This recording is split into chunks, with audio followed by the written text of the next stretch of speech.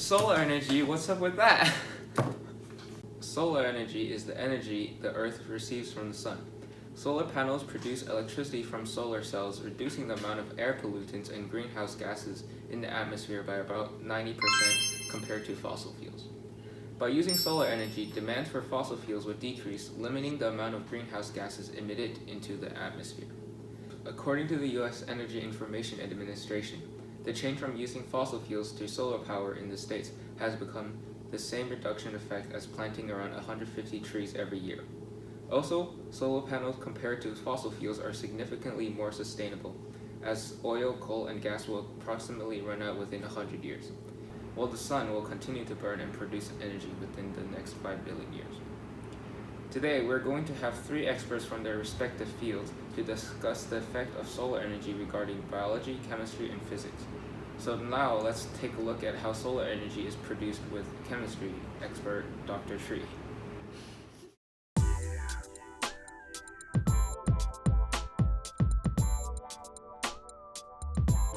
Hey, Dr. Tree. Oh, hey, sorry, I didn't see you there. I was just doing my titration. Could you explain how solar energy is produced? Yeah, the major component of solar panels is silicon, a non-metal with conductive properties. It is the second most common element in the Earth's crust and can be mined from mica and talc, but is most abundantly found in sand. The silica is manufactured in a reduction process, where the silicon is heated with a carbon material and the oxygen is removed. Boron is then added in order to give the silicon a positive polarity, and then phosphorus, which gives the surface a negative electrical charge. This combination gives the critical positive-negative junction which is needed for the PV cell to function. Lastly, the solar cells are soldered together, with ethylene vinyl acetate serving as the glue. And now let's go to Dr. X to see how solar energy works.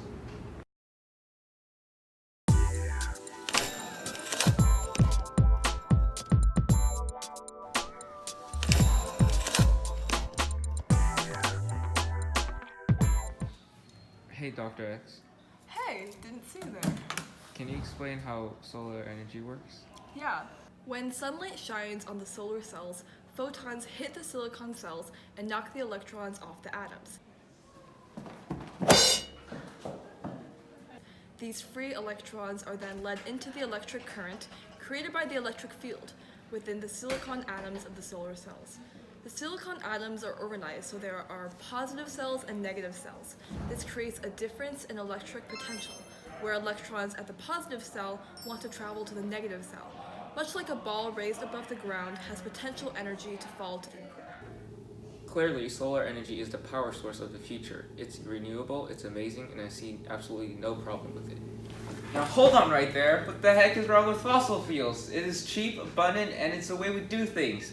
Come on, newspaper dude, tell them about what's wrong with solar energy. Okay, Dr. Tree, do you see any problems associated with the use of solar energy? That's right, solar energy can suck it.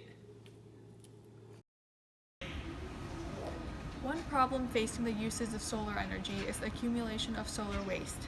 In 2016, there was an estimated 250,000 metric tons of solar panel waste, which could reach 78 million metric tons by 2050. The toxic chemicals found in solar panels, such as lead and cadmium, cannot be removed without breaking the entire panel. These carcinogenic pollutants can be washed out of fragments of solar modules by rainwater, causing it to leach into soil, and upon burning, release toxic fumes that can cause birth defects when inhaled. One way to address this is to add a fee to the cost of solar panels that can make it easier for them to be removed and recycled. Washington State is taking a proactive approach, as last year it passed legislation that requires solar panel manufacturers to have a recycling plan for their products. In June, Europe opened its first solar panel recycling plant.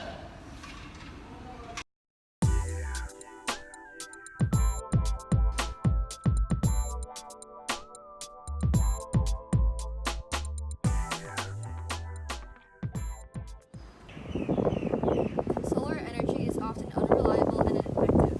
Depending on geographical location, the time of day, season, landscape, and weather, the amount of sunlight that each region receives can vary.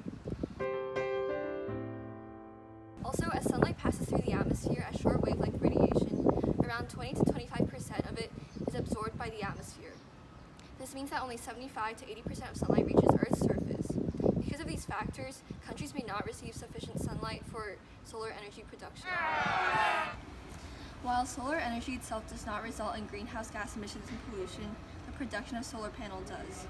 Over the past 25 years, nitrogen trifluoride emissions increased by 1,057%, which is a molecule that's 17,200 times more potent than carbon dioxide. One possible solution is to recycle solar panels. However, this requires very expensive machinery to separate solar panels into glass, plastic, and aluminum. But as solar technology advances, the average lifespan of a solar panel has been slowly increasing, and now some can even last up to 40 years, so we can limit their production. Alright, what about the solutions?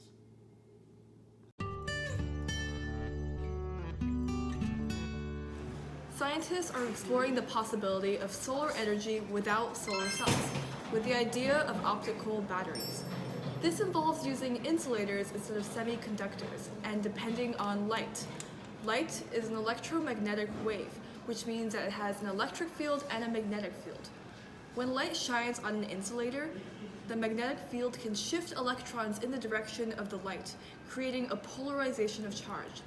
This difference in charge acts like a capacitor, a device used to store electric charge that can be tapped for electricity.